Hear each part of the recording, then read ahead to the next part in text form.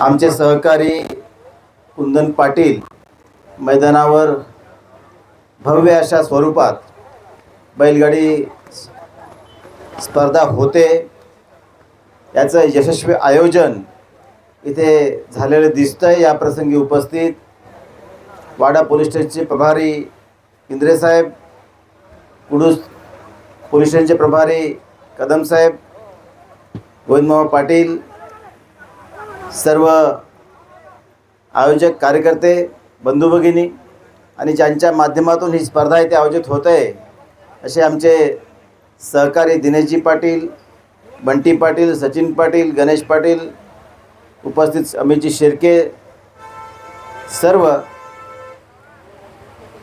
शौकीन बंधू भगिनी आणि पत्रकार बंधू। बऱ्याच वेळेस मी ग्रामीण भागामध्ये आपल्या पालघर जिल्ह्यामध्ये फिरत असताना बैलगाडी शर्यत ही छोट्या प्रमाणात, म्हणजे जिथे 2 ट्रॅक असतील अशा स्पर्धा बघितलेल्या आहेत। परंतु इथे सगळ्यात महत्त्वाची गोष्ट ही आहे की 10 ट्रॅक ॲट ए टाईम इथे तयार केले गेलेले आहेत आणि ज्याला म्हणतो आपण आपल्या मराठी मातीतला रांगडा खेळ, काळ्या मातीतला खेळ, अशी काळी माती इथे उपलब्ध आहे आणि त्या मातीमध्ये ही स्पर्धा होते। स्पर्धा सुरू झालेली बैलगाडी आणि अतिशय चुरस आपल्याला दिसते। वा वा, सुंदर सुंदर सुंदर हे आयोजन झालेलं दिसतंय। परंतु निश्चितच हे आयोजन करण्यामागे आयोजकांचं प्रचंड मेहनत इथे दिसते, कारण एवढं मोठं मैदान तयार करणं, 10 ट्रॅक तयार करणं आणि मध्यंतरी हा खेळ हा कोर्टाच्या निर्णयामुळे बंद होता, परंतु त्यानंतर महाराष्ट्रातल्या सगळ्या शौकीनांच्या आग्रहाखातर आणि काही नियमावली दिल्यानंतर आज पूर्ण नियमबद्ध पद्धतीने इथे हा कार्यक्रम होतोय, स्पर्धा होते। निश्चितच गृह विभागाचं प्रचंड सहकार्य इथे लाभलेलं दिसतंय।